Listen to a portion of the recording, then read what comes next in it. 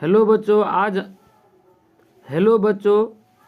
आज हम आप लोग के लिए लेकर के आ गए हैं क्लास 10th का बायोलॉजी का मोस्ट प्रीवियस ऑब्जेक्टिव क्वेश्चन।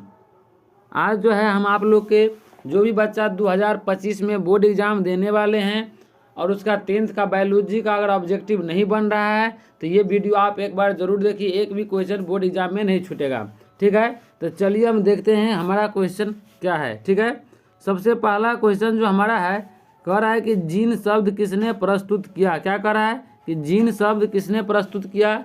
एक नंबर ऑप्शन में यानी ए में ऑप्शन में दिया गया है मेंडल, बी में ऑप्शन दिया गया है डार्विन और सी में दिया गया है जॉन डेंस और डी में दिया गया लैमार्क। तो हमारा जो आंसर होगा वो आंसर जोर्डेंस होगा। जोर्डेंस क्या हो जाएगा आंसर, हमारा आंसर हो जाएगा सी नंबर जोर्डेंस हो जाएगा सही। ठीक है, चलिए हम आगे बढ़ते हैं। अगला क्वेश्चन क्या है,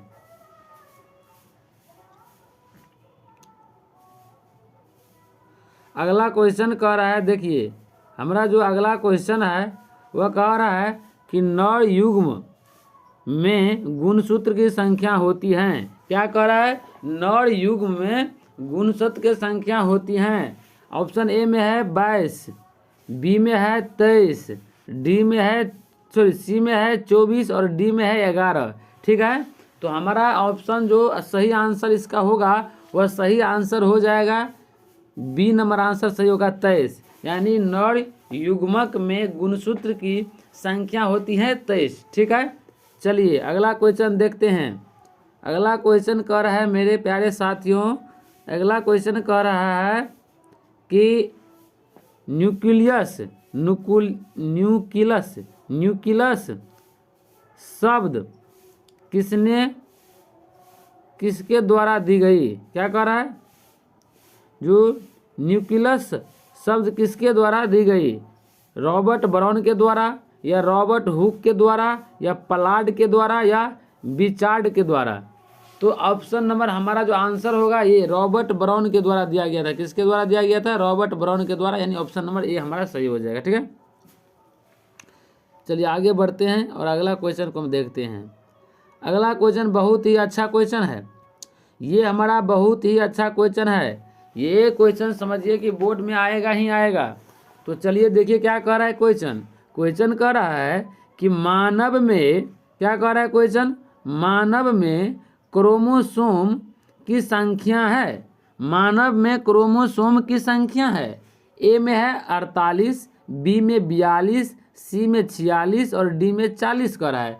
तो ऑप्शन जो है हमारा हो जाएगा सी नंबर 46। कितना होता है, 46 होता है। ठीक है, मानव में क्रोमोसोम की संख्या कितनी होती है, 46 होती हैं। ठीक है, चलिए आगे बढ़ते हैं, देखते हैं अगला क्वेश्चन। अगला क्वेश्चन हमारा कह रहा है कि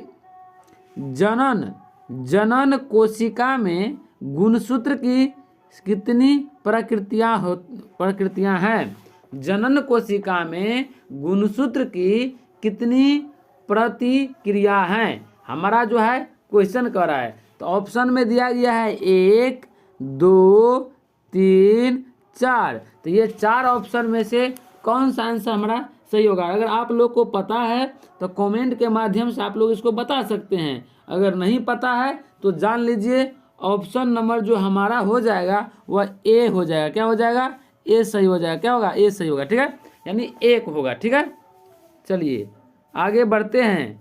अगला क्वेश्चन हमारा बहुत ही अच्छा क्वेश्चन है। अगला क्वेश्चन हमारा बहुत ही अच्छा क्वेश्चन है।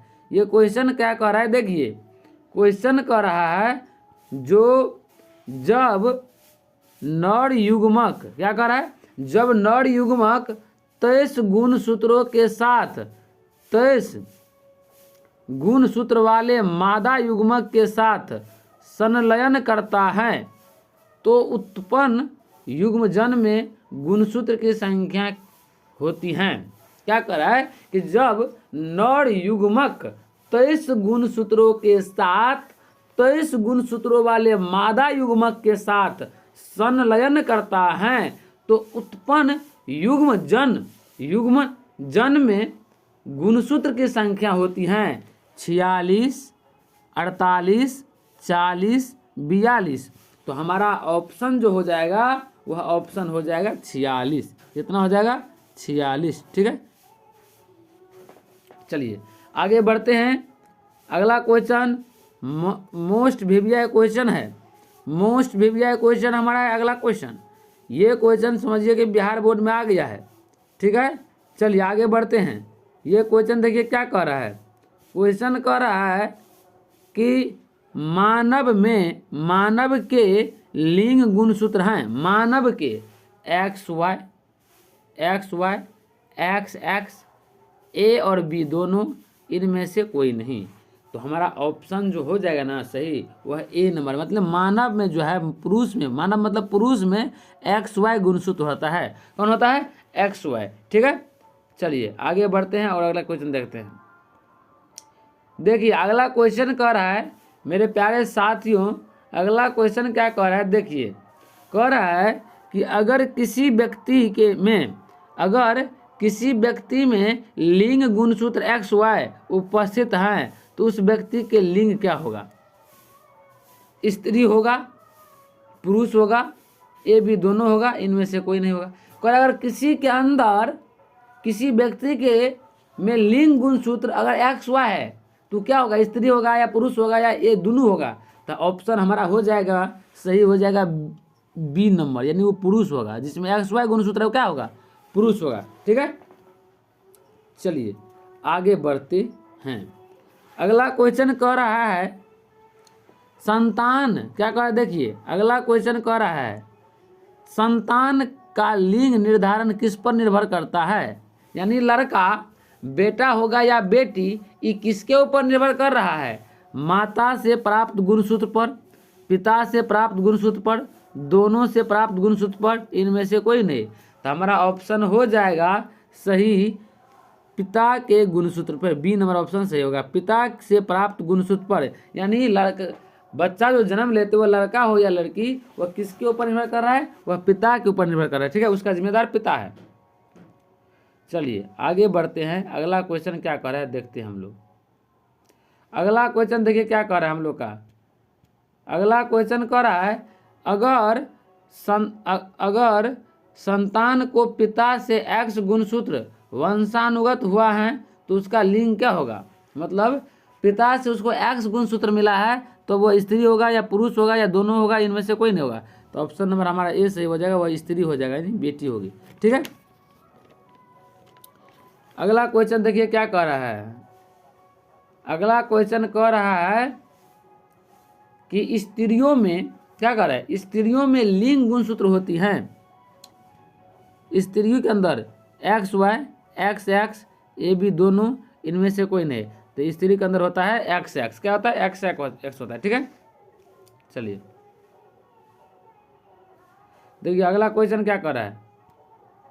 क्वेश्चन कर रहा है कि अनुवांशिकता का सिद्धांत किसने प्रतिपादन किया था? मेंडले ने, चार्ल्स डार्विन ने, जगदीश चंद्र बोस ने, इनमें से कोई नहीं।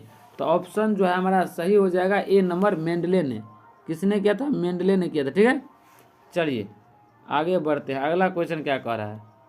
अगला क्वेश्चन कह रहा है कि परिस्थितियों के कारण जीव अपने आप में परिवर्तन लाते हैं, वह कहलाती है अनुकूलन, प्राकृतिक चयन, पूर्ण योग, अनुवांशिक उत्परिवर्तन। तो ऑप्शन नंबर हमारा ए सही हो जाएगा। ऑप्शन नंबर क्या सही होगा? ए सही होगा, अनुकूलन कहलाता है। क्या कहलाता है? अनुकूलन कहलाता है। ठीक है, चलिए अगला क्वेश्चन देखिए क्या कह रहा है। क्वेश्चन कह रहा है मेरे प्यारे साथियों, देखिए क्वेश्चन क्या कह रहा है, बहुत ही अच्छा क्वेश्चन है। क्वेश्चन कह रहा है जो जीव अपने आप को परिस्थिति के अनुसार परिवर्तन कर पाते हैं, प्रकृति की यह घटना कहलाती हैं अनुवांशिक विभिन्नता, अनुवांशिक पूर्ण योग, प्राकृतिक चयन, इनमें से कोई नहीं। तो ऑप्शन नंबर हमारा जो सही होगा वह सी होगा, प्राकृतिक चयन। क्या कहलाता है? प्राकृतिक चयन कहलाता है। ठीक है, चलिए आगे बढ़ते हैं। अगला क्वेश्चन देखिए क्या कह रहा है।